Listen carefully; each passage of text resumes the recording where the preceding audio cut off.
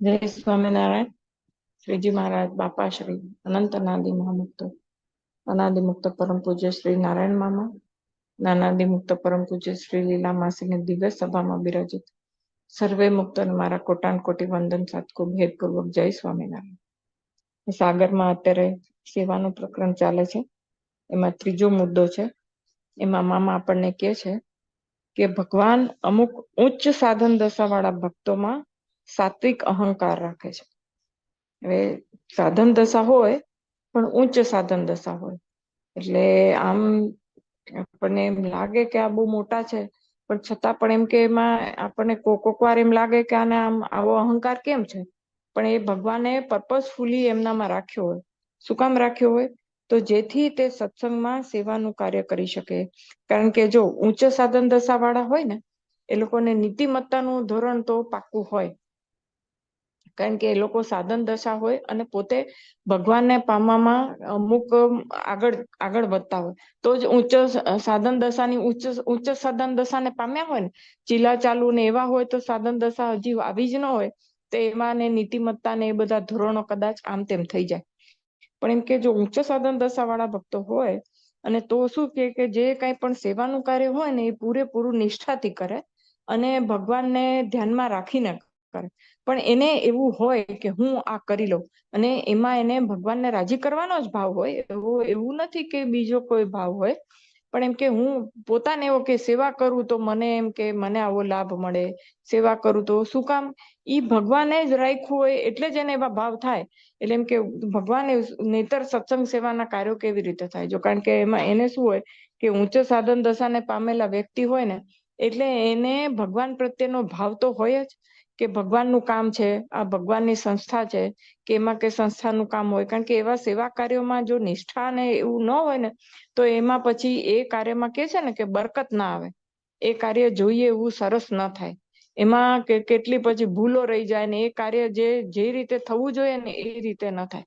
એટલે એમ કે એમાં જો આવા ઉચ્ચ સાધન દશા વાળા વ્યક્તિ હોય ને એમાં જો રાગ રાખે ને થોડોક સેવા કરવાનો કે એવો કઈ, કારણ કે જો હવે એવો આ સેવા કરવાનો ભાવ તો એક તો આમ તો સારો ભાવ કહેવાય ને, એટલે એમ કે એ સાત્વિક ગુણ કહેવાય.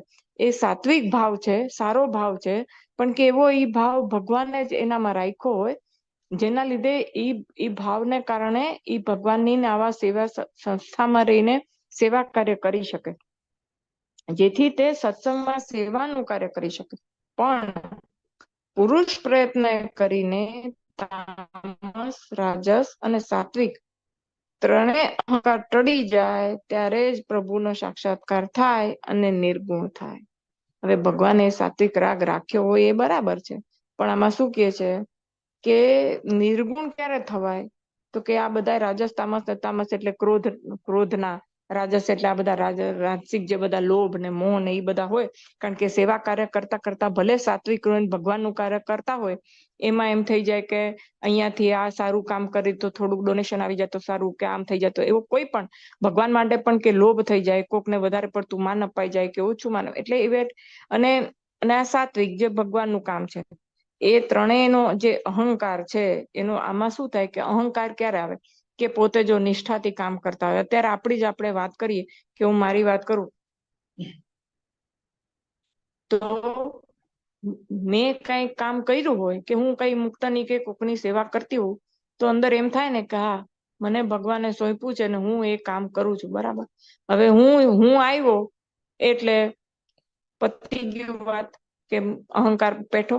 આજે જ મને એક બેને મને ભજન મોકલ્યું છે કે ભગવાન બધુંય તારી મરજીથી જ કામ થાય છે, તારી કૃપાથી ને નામ મારું આવે છે, કામ તું જ કરે છે.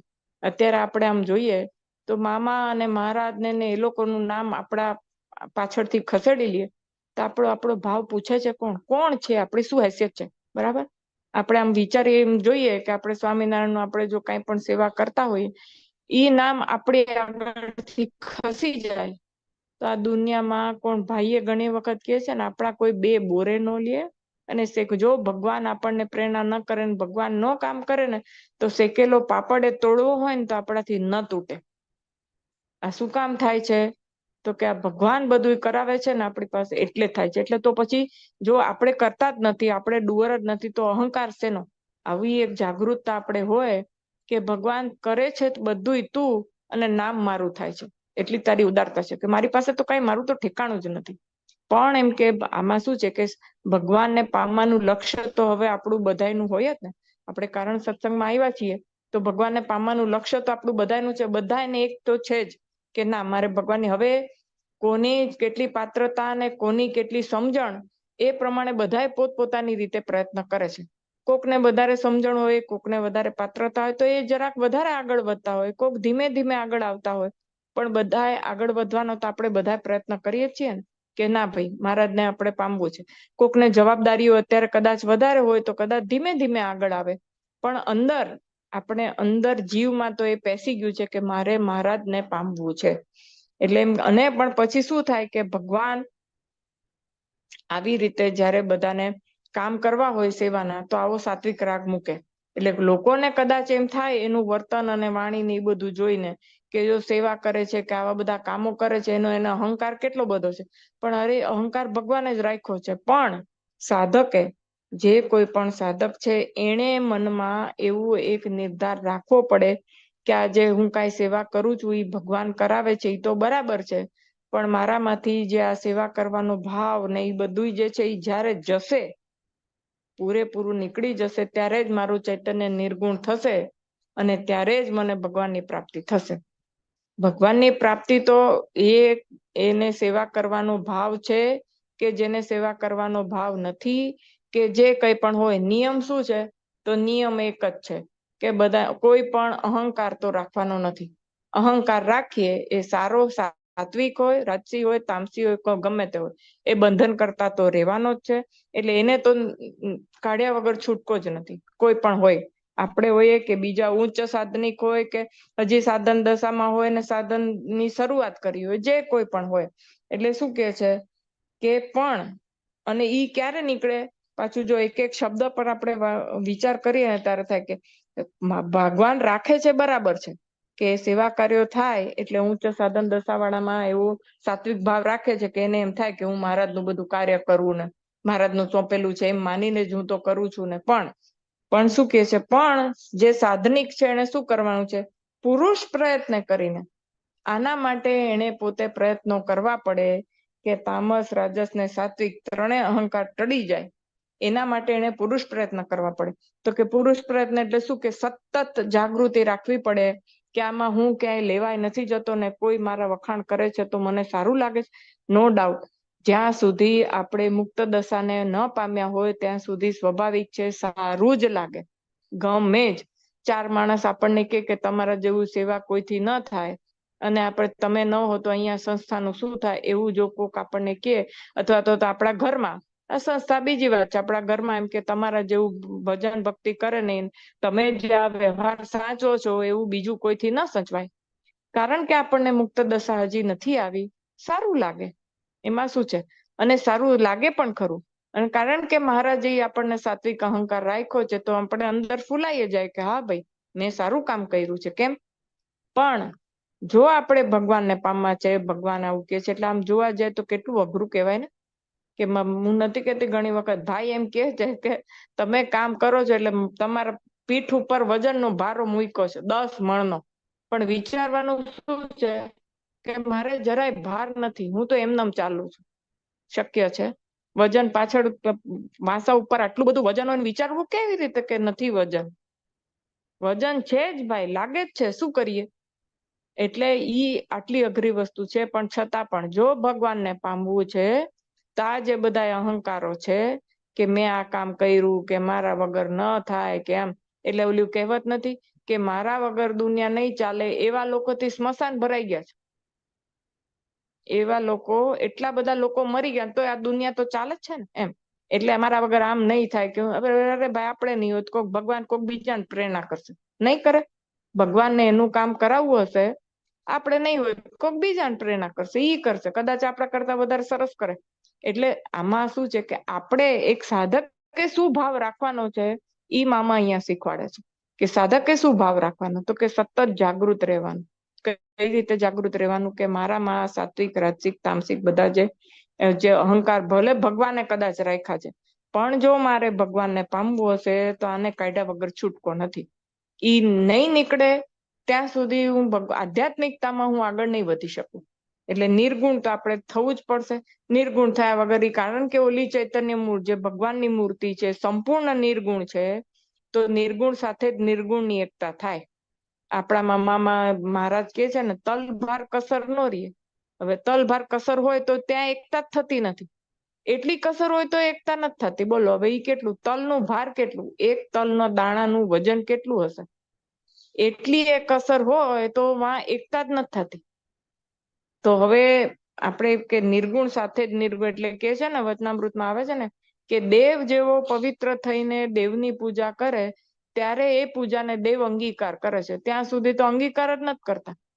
તો હવે આપણે શું સમજવાનું આમાં? શું સમજવાનું? શું આપણે કે આપણે રોજ પૂજા કરીએ છીએ, બરાબર, અને જો આપણામાં હજી કામ, ક્રોધ, લોભ, મોહ, મદ, મત્સર, આશા, તૃષ્ણા અથવા તો આ સાત્વિક અહંકાર, મારે હું આવી સેવા કરું છું કે મેં આવી સેવા કરીને મને આટલો મોટાનો રાજીપો મળી ગયો, મને આવી સેવાની તક મળી, કાંઈ પણ આપણે જો કરતા હોઈએ તો આપણે અંદર ખાને આપણે વિચાર લેવું કે ભગવાન આપણી પૂજા અંગીકાર કરતા હશે?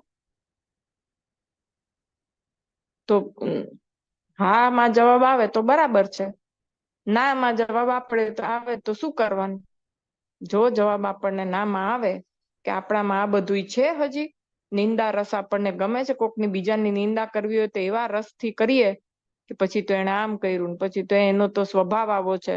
અલા ભાઈ, એનામાં એક અવગુણ છે તો આપણામાં બીજા 17 છે. એ લોકો આપણા અવગુણની વાત કરે ને, આપણે આપણું જોતા નથી ને બીજાનું જોજો કરીએ છીએ કે એ તો આમ છે ને એ તો આમ કરે છે. બરાબર છે. તો જો હજી એવા બધામાં રસ પડતો હોય, અથવા તો એમ કે મારું તો આ વસ્તુ સારું થાય, મને આ રસોઈ સારી બનાવતા આવડે, મને આમ, કોઈને કહીએ નહીં, અંદર ફૂલાયા કરીએ, તો એ ભગવાન આપણી પૂજાનો અંગીકાર કરે છે? જવાબ હા આવે તો આપણે સાચા રસ્તે છીએ, અને જો જવાબ ના આવે છે તો શું કરવું? એ શું કરવું એના રસ્તા સાગરમાં આપ્યા છે કે શું કરવું. ધારો કે આપણો જવાબ ના આવે છે તો શું કરવું?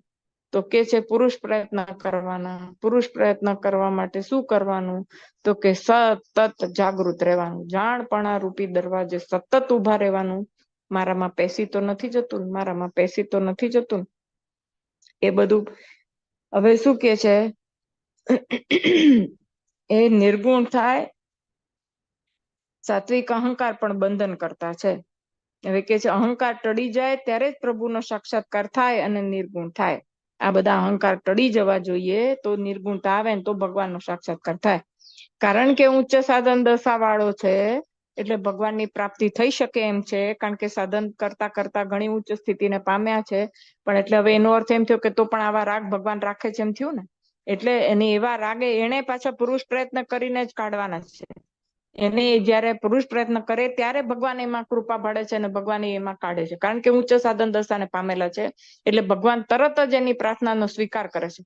કે આપણે એમ કે હે મહારાજ, આ બધું જો મારામાં જે હોય, મને કદાચ જાણ પણ નથી, અને જાણ હોય તો જાણ છે, તો તમે હવે બધું દયા કરજો અને હું આમાં ક્યાંય લેવાવ નહીં, અને મારામાં આવું કંઈક પેસે નહીં, એવી તમે દયા કરીને મને મારી જે સાધના છે એમાં આ બધું કાંઈ અડચણરૂપ ના થાય એવી તમે કૃપા કરજો. એમ કરી કરીને સેવા કરે તો પછી ધીરે ધીરે ધીરે ધીરે એ બધું નિર્મૂળ થાય અને આપણને ભગવાનનો સાક્ષાત્કાર થાય અને નિર્ગુણ થાય. હવે સાત્વિક અહંકાર પણ બંધન કરતા છે. હવે સારા જે આમ જોવા જઈએ તો ભગવાનનું કામ કરવું, મંદિરની સેવા કરવી કે બધું ભગવાનના મુક્તની સેવા કરવી કે એ બધું બહુ સાત્વિકતા છે ને. કેટલું આમ કહેવાય છે કે સેવા કરવાથી કર્મો ઘસાય. તો કરવી તો જોઈએ, કરવી કે ન કરવી પછી પ્રશ્ન આવે ને. કરવી, પણ અહંકાર એમાં જરાય પેસવો ન જોઈએ કે હું કરું. આપણે નથી ઓલા વૃંદાવનદાસજી સ્વામીના એક સેવક હતા, એને એવી ઈચ્છા હતી કે સ્વામી હોય ત્યાં સુધી હું સેવા કરું એમની, એમ મને આવો લાભ ક્યાંથી મળે. કહેવાય છે કે આમાં જ વાત આવે છે કે પછી સ્વામી તરત જ એને કહે છે કે છાનો માનો મૂર્તિમાં જોડાઈ જા, કે તારા જેવા બીજા કેટલાય છે અહીંયા, તું નહીં હોય તો મારી કોઈ સેવા જ નહીં કરે એમ છે કઈ કે. એટલે આપણા વગર કાંઈ ન થાય એવો અહંકાર તો સેજે રાખવો નહીં. ભગવાને એટલે કે આવા બધા આમ કેવાય ને કે સાત્વિક છે, જે સારા ગુણો, બધા ગુણો કહેવાય એને, પણ તો ઈ આપણને ભગવાનને પ્રાપ્ત કરવામાં એ બંધન કરતા છે, આપણને બંધનકારી થાય છે.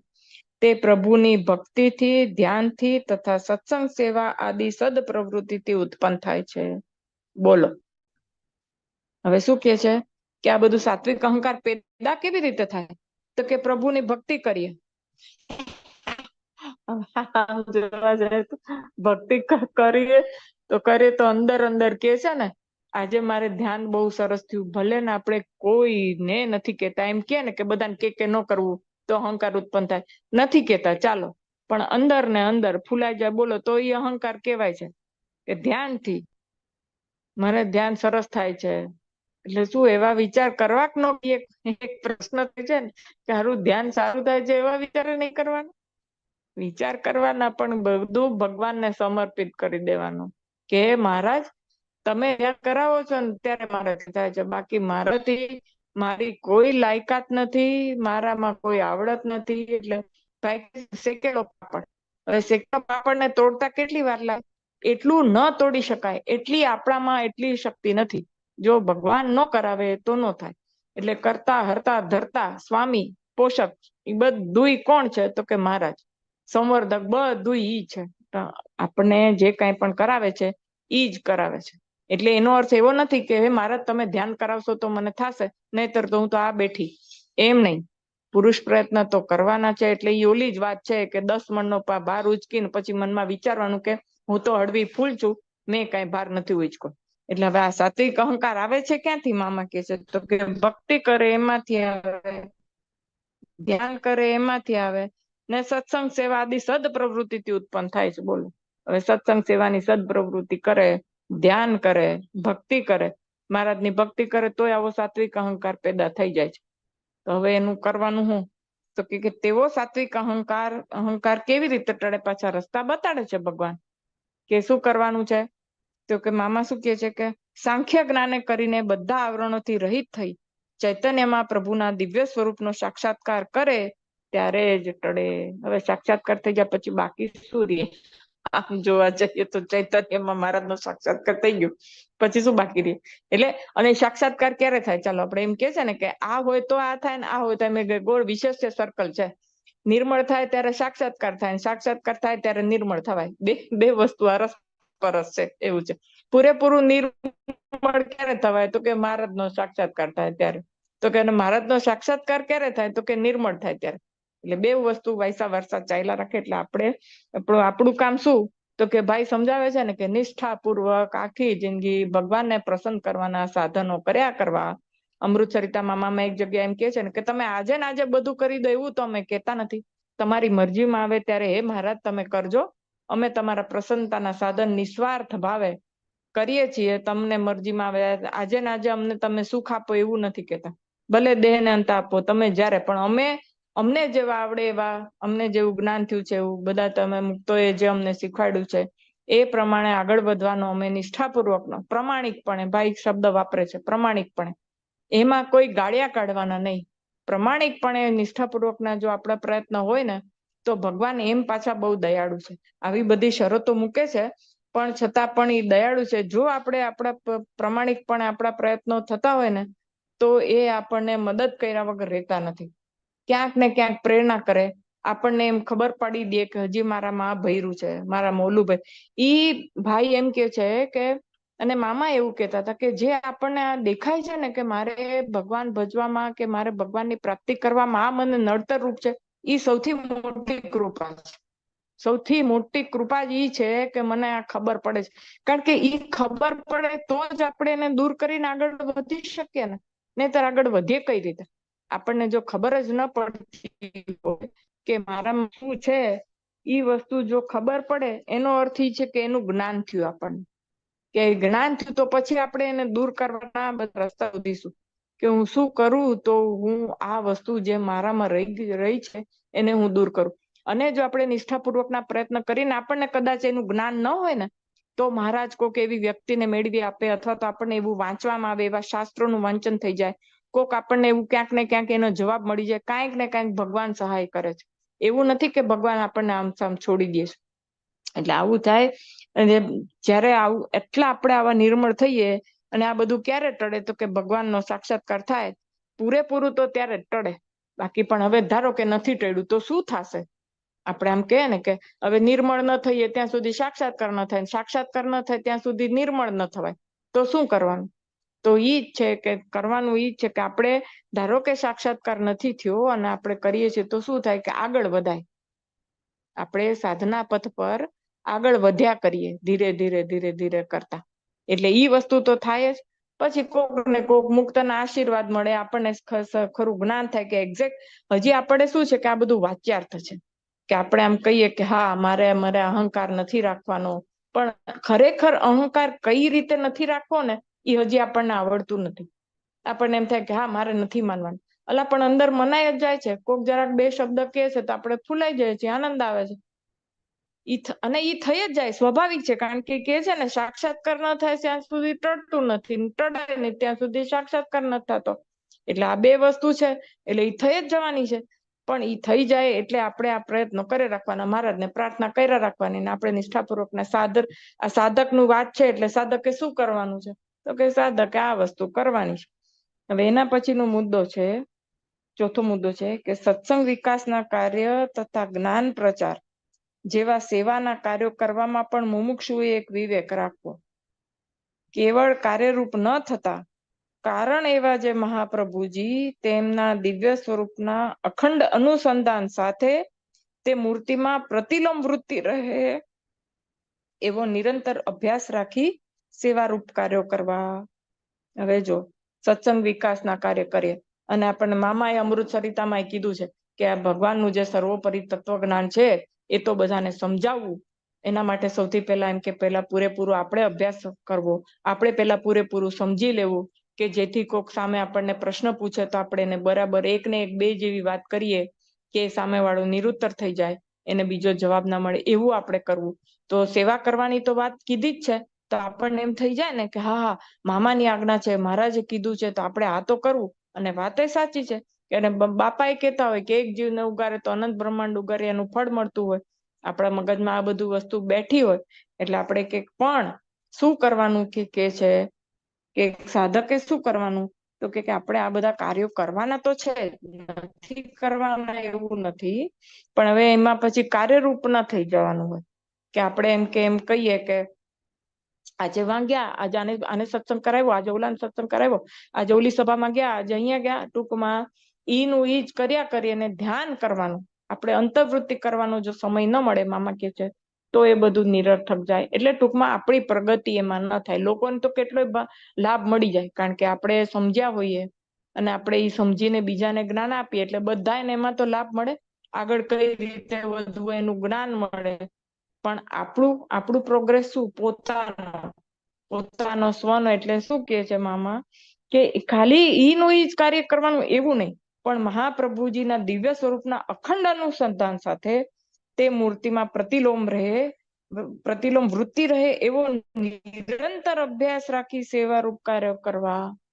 એટલે હવે નિરંતર અભ્યાસ કેવી રીતે રહે આપણને અખંડી આપણે હમણાં સરિતામાં જોયું કે કેવી રીતે આપણે અખંડ એમ કે નામ જપ કર્યા કરીએ કે અખંડ વૃત્તિ ભગવાનમાં રહીએ. મામાએ આપણને શીખવાડ્યું છે કે એક પ્રવૃત્તિમાંથી બીજી પ્રવૃત્તિમાં જઈએ તો બબ્બે સેકન્ડ મહારાજને સાથે રાખતા રાખતા અખંડ વૃત્તિ રહે ભગવાનમાં. એવી રીતે કરતા કરતા એટલે એમ કે એ વસ્તુ ભૂલી નથી જવાની. આપણે સેવા કાર્યો કરીએ પછી સેવા જ કાર્યો કરીએ ને પછી આપણે એમ અંદર એમ કયા કરે કે આટલી બધી સેવા કરી છે તો મહારાજ રાજી થશે જ ને, મારા ઉપર રાજી કેમ ના થાય, મહારાજની આજ્ઞા પ્રમાણે જ કરું છું ને, મોટા મુક્તની આજ્ઞા પ્રમાણે જ કરું છું ને. હા કરીએ છીએ મોટા મુક્તની, પણ અખંડ અનુસંધાન રહીએ છે.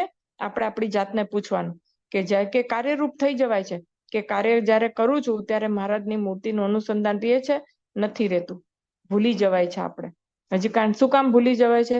કારણ કે હજી મૂર્તિનો આપણને એટલો બધો અભ્યાસ નથી કે આંખ બંધ કરી અને તરત મૂર્તિ દેખાય. મામા એમ કે છે કે જેવી ખુલ્લી આંખે સ્પષ્ટ મૂર્તિ દેખાય એટલી જ સ્પષ્ટ જો બંધ આંખે દેખાય ત્યારે એ મૂર્તિ આપણે એમ કે અખંડ દેખાય. ધીરે ધીરે નો અભ્યાસ થાય. પ્રતિલોમ તો પેલા આપણે કરવું પડે ને, અનુલોમ કરીએ પછી પ્રતિલોમ થાય.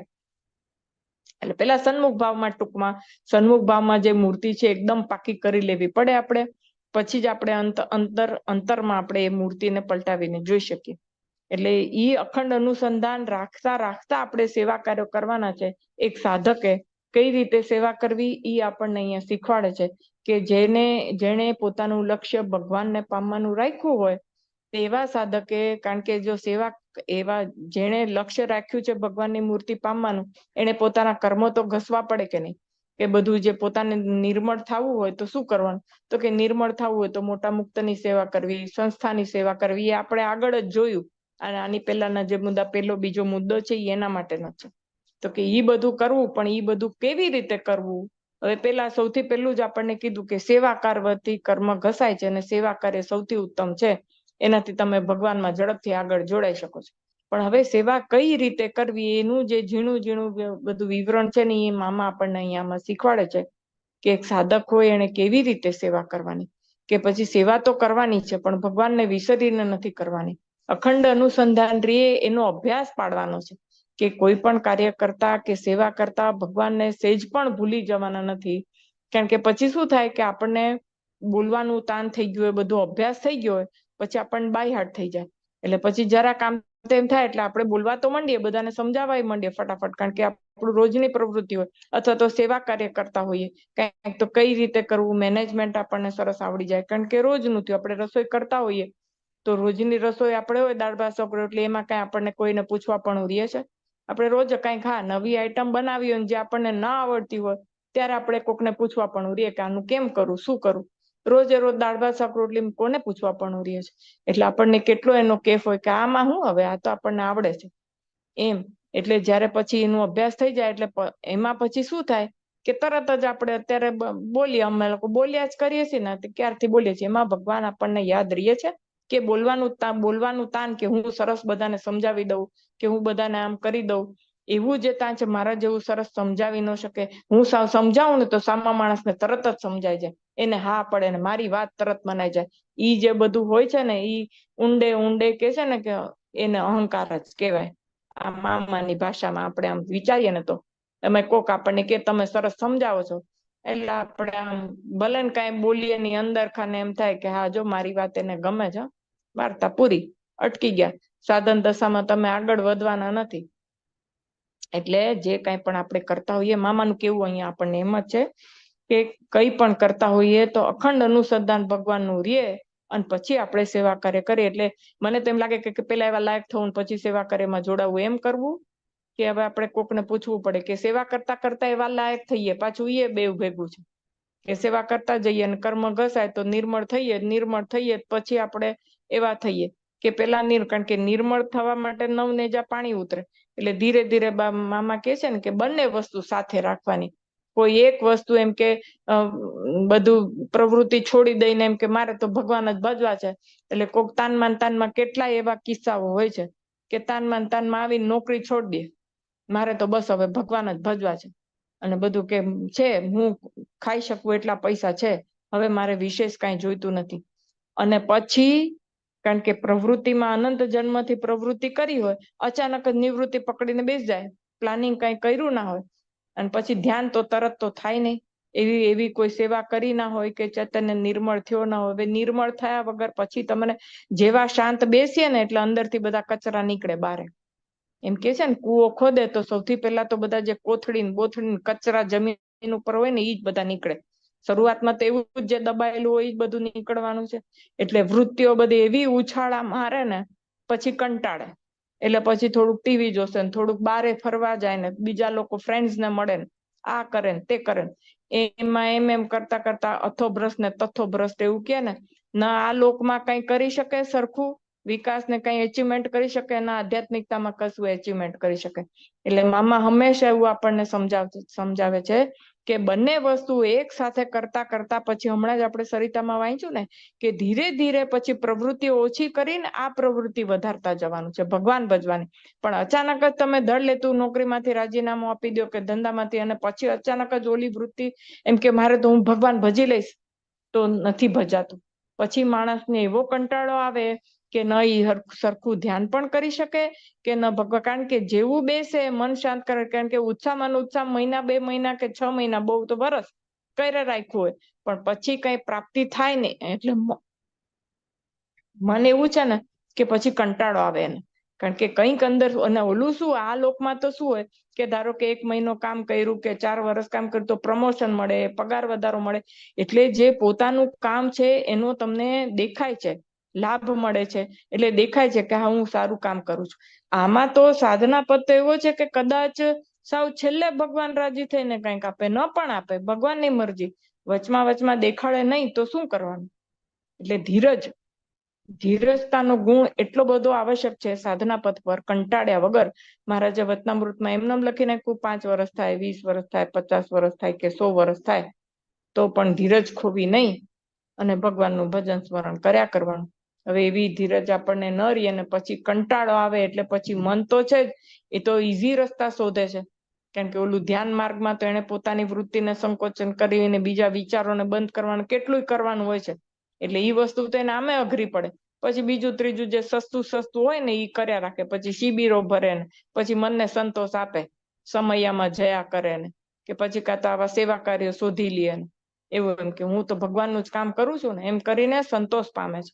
પણ એમ કે અહીંયા મામા આપણને ચેતવે છે કે આ બધું કરવું અને એક ભગવાનની અખંડ સ્મૃતિ ન રહીએ તો એ કશું કામનું નથી. મામા અહીંયા આપણને એમ કે છે કેવળ કાર્યના તાનને લીધે બહિર્વૃત્તિ રહેવાથી આધ્યાત્મિક વિકાસ રૂંધાય છે, તેમ કેવળ ધ્યાન ભજન રૂપ ક્રિયામાં પણ મોનોટોની, એક સુરતા થવાથી મુમુક્ષુને ક્યારેક કંટાળો ઉપજાવે. હવે છે ને આમાં આપણે મામા એમ કે છે કે ધ્યાન કરતા અંદર સુખ ના આવતું હોય તો શરૂઆતમાં તો યાંત્રિકતા જ આવે ને. આપણે શું કહેવાય કે આપણે ધારો કે નવરા હોય અને નક્કી કર્યું હોય કે મારે 2 થી 3 ધ્યાન કરવું છે તો આપણે કરીએ, પણ મૂર્તિ પાકી ન થઈ હોય ત્યાં સુધી યાંત્રિક જ હોય, અંદર સુખ ના આવે ત્યાં સુધી શું હોય, આપણે પ્રયત્ન કરીએ તો એ પછી શું થાય કે હું કઉ છું ને એવું થાય કે આપણે નક્કી કર્યું હોય કે કલાક, તો ઘડિયાળમાં જોવાય જ જાય કે કલાક થઈ ગયો કે નહીં, કાં તો બહુ થાય તો અલાર્મ મૂક્યો હોય તો પછી છેલ્લે પગમાં ચટપટી થાય કલાક પૂરો થયો કે નહીં, એટલે ટૂંકમાં જીવ ત્યાં જતો રહે, આપણા વિચારો ત્યાં જતા રહે કે કલાક પૂરો થયો કે નહીં. એમાં ભગવાનના જો આપણી ગમતી વસ્તુ હોય ને તો કલાકના 2 કલાક થઈ જાય તો ખબર ના પડવી જોઈએ, પણ યાંત્રિકતાને લીધે એમાં કંટાળો આવે છે. એટલે મામા કે છે કે જો કેવળ અને સેવા કરવામાં આપણે હોય, કારણ કે શું છે એમાં બદલાતું રહીએ ને બધું.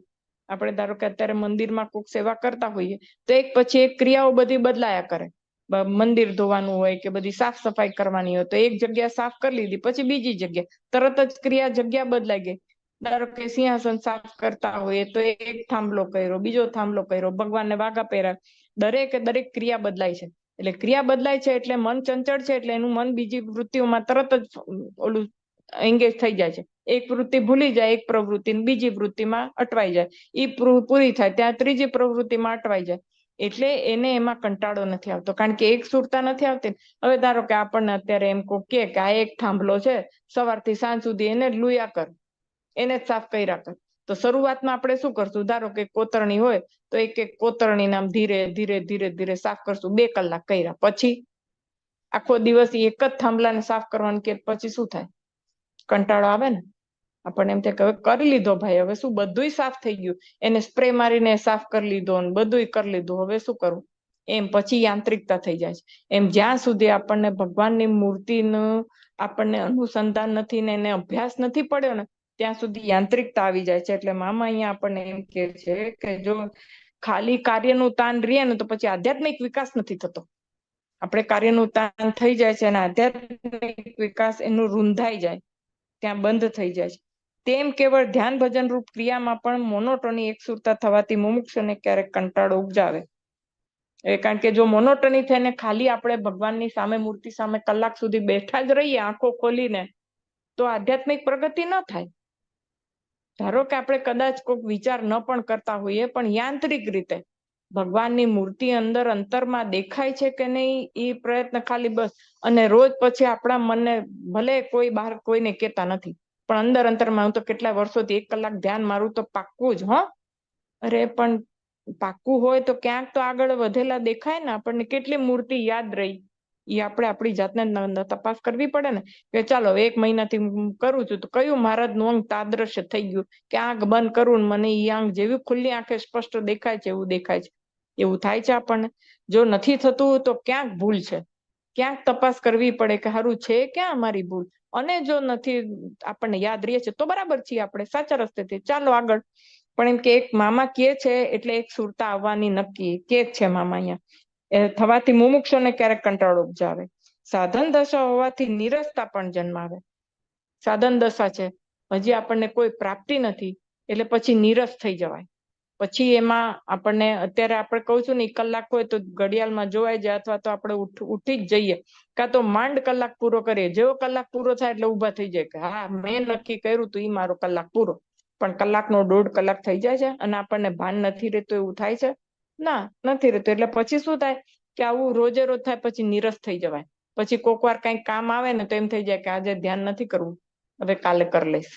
એવું જયારે ન થાય ને ત્યારે આપણને આનંદ આવ્યો કહેવાય. એકાગ્રતા સાધવામાં તથા દોષ સ્વભાવ જીતવામાં અવરોધો પણ આવે અને ક્યારેક આળસ પ્રમાદમાં વૃદ્ધિ થાય એવું પણ બને.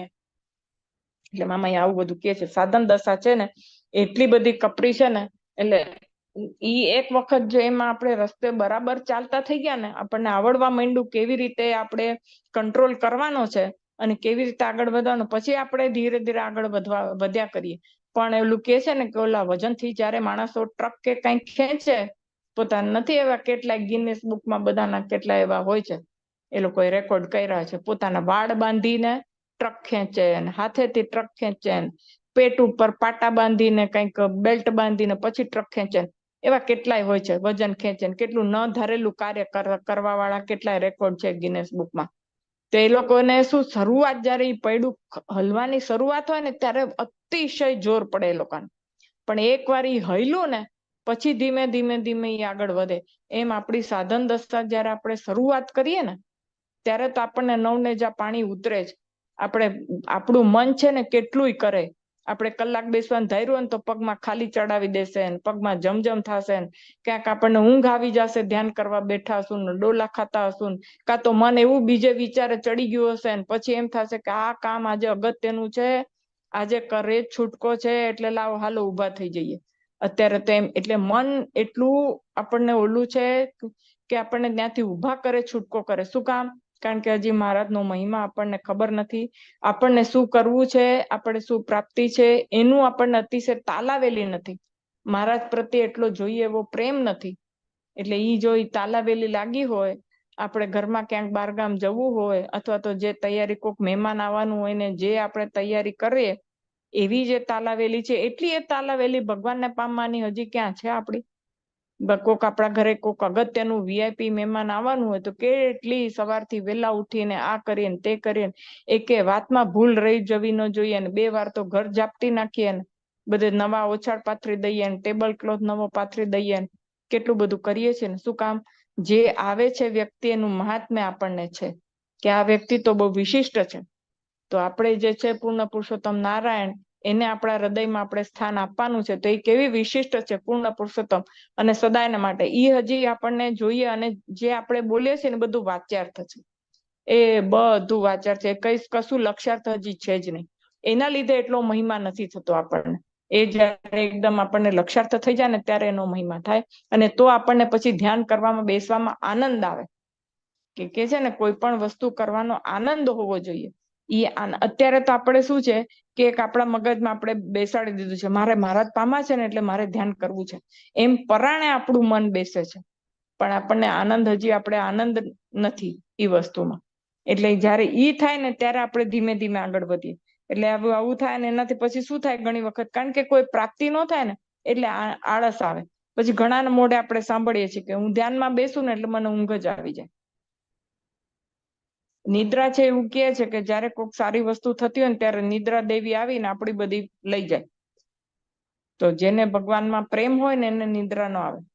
જયારે આપણે એમ કહેવાય છે ને કે ઓલા જે બાળકો હોય એના એંગેજમેન્ટ થાય બેવના છોકરા છોકરીના, પછી એ લોકોને બીજું કઈ યાદ જ ન આવે.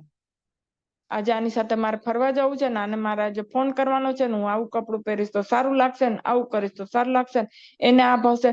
નકરા એ લોકોના એના વિચારો એ લોકો કર્યા રાખતા હોય. કેમ કે એ લોકોને એમ થઈ ગયું કે મારે આખી જિંદગી આની સાથે રહેવાનું છે, અને એની સાથે તરત જ એને હેતપ્રીત થઈ ગઈ, મહિમા થયો એકબીજાનો. એવી રીતે આપણે હજી મહારાજનો મહિમા થતો નથી કે આપણે ભગવાનને શું ગમશે, ભગવાનને શું, મારે મહારાજને આમ રાજ્ય કરો, આખો દિવસ મહારાજના વિચારો આવે છે આપણને? હજી નથી આવતા.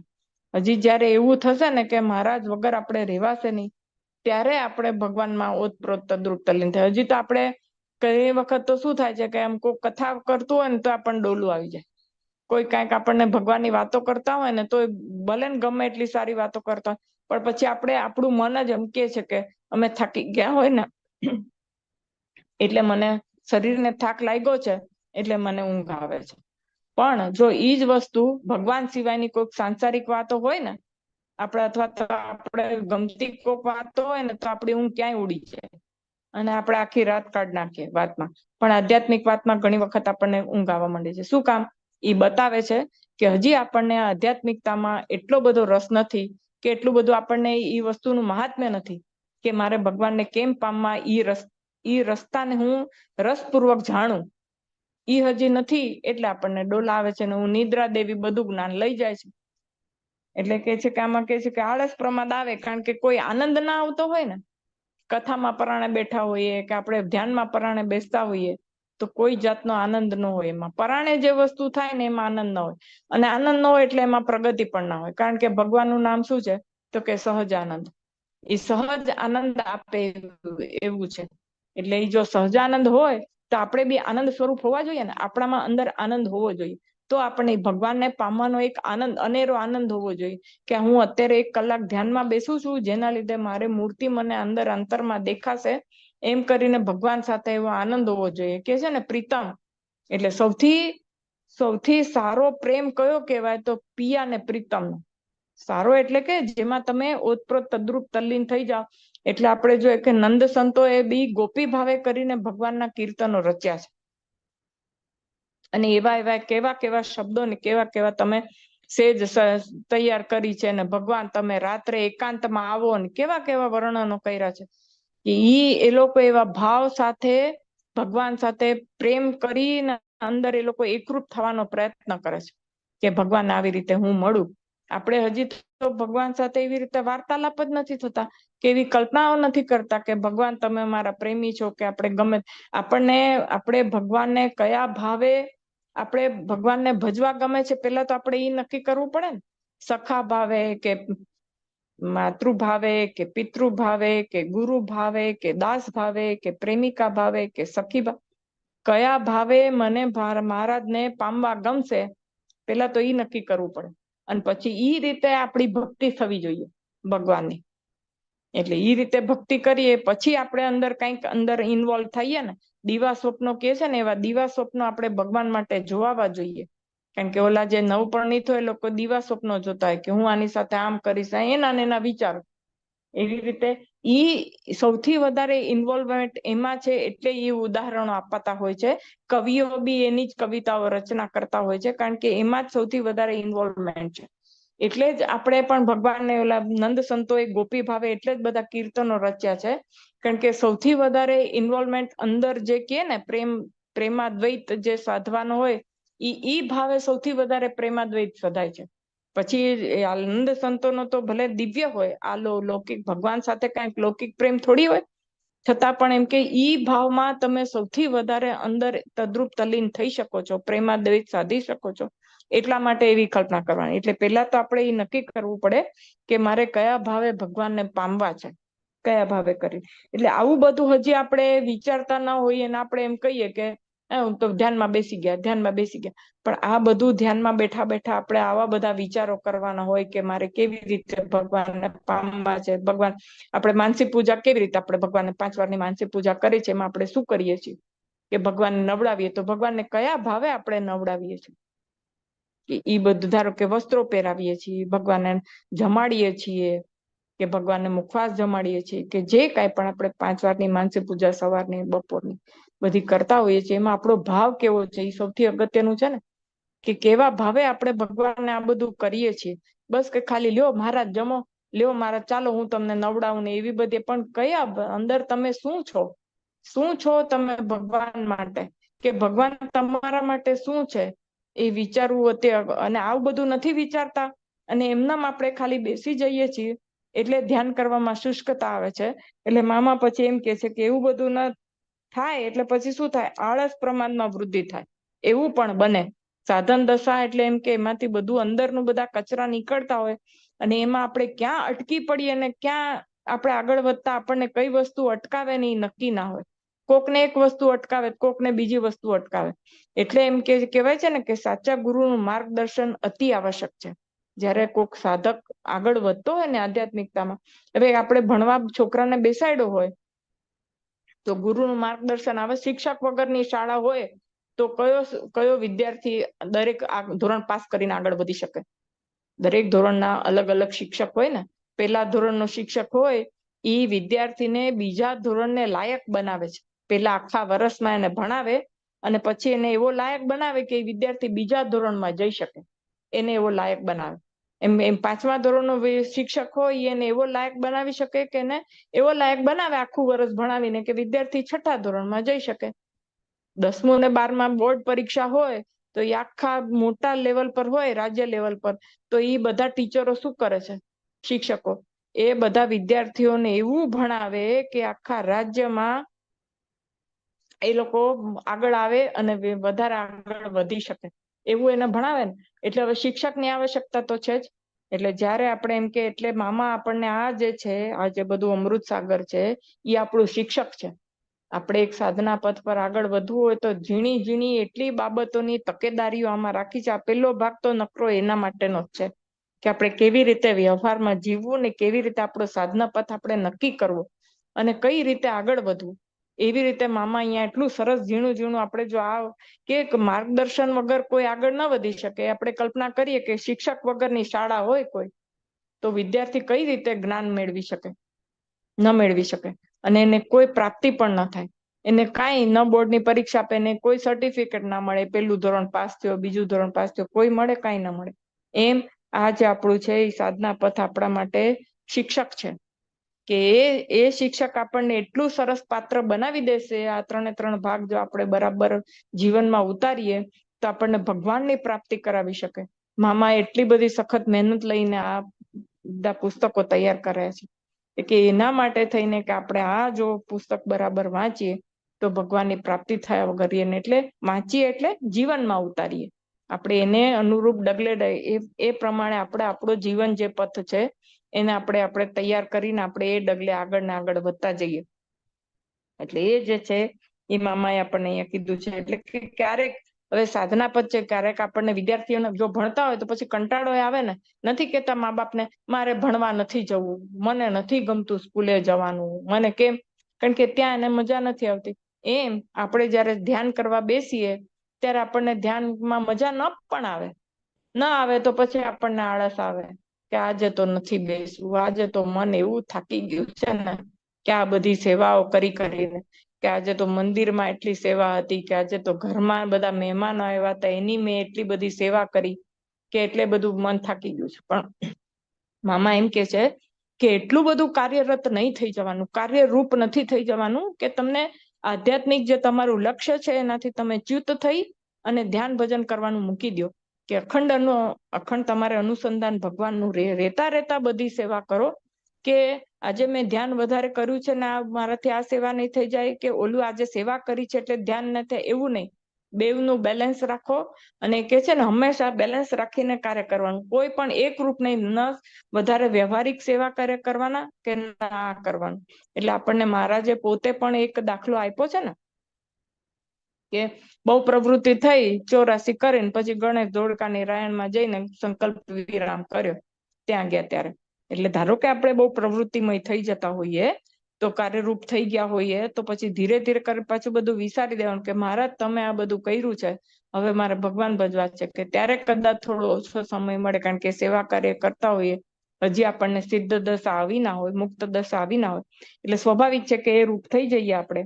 પણ કે એટલા માટે થઈને એક સુરતા ના થઈ જાય. આ બધું કેટલું બધું ઝીણું ઝીણું મામાએ સમજાવ્યું છે કે સેવા કાર્ય કરો, તમારા કર્મો ઘસાશે એની ના નથી, પણ ભગવાનને ભૂલવા નહીં, અખંડ એનું અનુસંધાન રહેવું જોઈએ. માટે પ્રભુના સેવા કાર્યો તથા ધ્યાન અને અંતર્વૃત્તિનો અભ્યાસ બંને સાથે સાથે કરવાથી પ્રગતિ જલ્દી સધાય છે. બંને સાથે સાથે કરવાનું. એક જ વસ્તુ કરવી ને બીજી નથી કરવી એમ નથી કરવાનું. ધારો કે કોઈ ગૃહસ્થાશ્રમમાં હોય તો ઘરના કાર્યો અને બધાની સેવા કરવી ને શુશ્રૂષા કરવી ને એ બધું કરવું એ કરવાનું છે, અને ધ્યાન ભજન પણ કરવાનું છે. કોઈ પણ હજી આપણે ઈ માર્ગે બરાબર ચાલતા આપણને આવડ્યું ના હોય અને કોઈ એક જ માર્ગ પકડી લઈએ કે મારે ભગવાન નથી ભજવાનું, મારે તો હવે ગૃહસ્થાશ્રમ ભગવાને મને સોંપ્યો છે, ઈ જ મારું સેવા કાર્ય છે, એમ કરીને જો ઈ કર્યા કરીએ તો આગળ કેવી રીતે વધાય. અને ખાલી આ નિવૃત્તિ પકડીને બેસી જઈએ કે મારે તો કાંઈ ફરજો નિભાવવાની નથી, ગૃહસ્થાશ્રમમાં મારે કાંઈ કરવાનું નહીં, જે કરવું છે એ ભગવાનને કરાવવો છે તો કરાવશે ને એ લોકો એનું કૂટે, મારે તો ભગવાન ભજવા છે.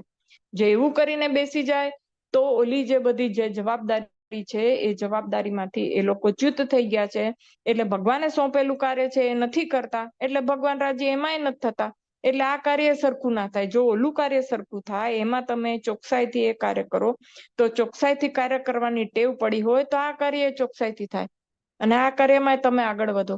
એટલે મામા કે છે બંને કાર્ય જે કોઈ પણ છે બેવ કાર્ય એનું એકદમ સમતોલન કરી અને બેવ કરીએ ને તો જલ્દી આધ્યાત્મિક પ્રગતિ જલ્દી થાય. એટલે સાથે સાથે કરવાથી પ્રગતિ જલ્દી સધાય છે. કોઈ એક વસ્તુ કરે ને તો પ્રગતિ થાય જ નહીં. એ બંને ક્રિયાઓ નિર્ગુણ હોવાથી પ્રભુની પ્રસન્નતા થાય છે. કારણ કે પ્રભુના સેવા કાર્યો જ કરીએ છીએ, ભગવાને સોંપેલું કામ છે એમ કરીને કરીએ છીએ, એટલે ઓલી એ નિર્ગુણ થઈ જાય છે. અને ભગવાનનું ધ્યાન ભજન કરીએ છીએ એ તો સાત્વિક છે જ, એટલે ઈ કરવાથી એ ભગવાનની પ્રસન્નતા થાય છે.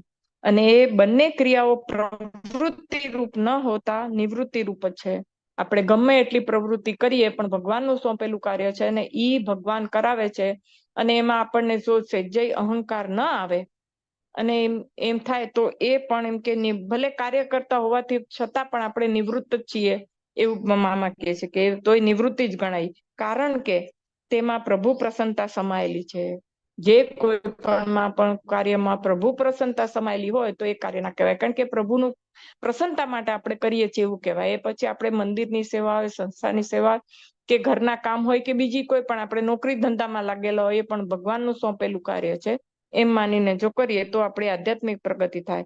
બંને ક્રિયાઓ એકબીજાની પૂરક હોવાથી પ્રગતિ સાધવામાં મુશ્કેલી ઓછી થઈ જાય છે. Both should go hand in hand. બે એકબીજાની પૂરક છે, એટલે બંને સાથે સાથે ચાલવી જોઈએ. આપણી સેવા પ્રવૃત્તિ અને આધ્યાત્મિક પ્રગતિ, સેવા તો કરવાની છે જ, એની પણ ના નથી, અને આપણી આધ્યાત્મિક પ્રગતિ છે એ પણ આપણે કરવાની છે. એટલે જો એ બંને સાથે રાખીએ ને તો જીવનમાં આપણને આનંદ પણ એક અનેરો આવે. અને ઓલું તો શું શુષ્ક થઈ જવાય ને, આમાં શું છે જયારે આપણને સમય ઓછો હોય ને ત્યારે આપણને ધારો કે બીજી બધી સેવાની પ્રવૃત્તિ કરવી હોય ને આપણા મનમાં એમ હોય કે મહારાજને પામવું છે, તો પછી જેટલું પણ આપણને સમય મળે ને એમાં આપણે ફોકસ વધારે કરી શકીએ. ઓલા આખો દિવસ નવરા ધૂપ બેઠા હોઈએ ને તો પછી આપણે શું કહેવાય કે આપણે કમ્ફર્ટ ઝોનમાં આવી જાય કે હા કરીશું ધ્યાન, હવે 1 કલાક બેસવું છે આપણે. પણ ઓલો તો સમય ઓછો હોય ને ત્યારે એમ થાય કે અત્યારે બીજા બધા વિચારો કરીશ ને તો અત્યારે મારી પાસે પછી મને ટાઈમ નથી મળવાનો. એટલે આપણે ધ્યાન ભજન જયારે કરીએ ને ત્યારે એકદમ ફૂલ્લી ફોકસ સાથે કરીએ, કારણ કે બીજી પ્રવૃત્તિની જવાબદારી હોય આપણે. એટલે મામા અહીંયા આપણને કેટલું સરસ શીખવાડે છે. હવે સમય પણ થયો છે ને બીજું કાંઈ વધારે ઓછું બોલાઈ ગયું હોય તો માફ કરજો. અને આમાં હજી હું પણ મને કઈ આમાં બધું પૂરેપૂરું જ્ઞાન છે એવું નથી. મારી પણ કોઈ સમજાવવામાં ઘણી વખત ભૂલો પણ થઈ જાય. એવું કાંઈક હોય તો મને પણ તમે ચેતાવજો અને મને મારું ધ્યાન દોરજો, તો હું પણ એમાં સુધારવાનો મારો પ્રયત્ન કરીશ.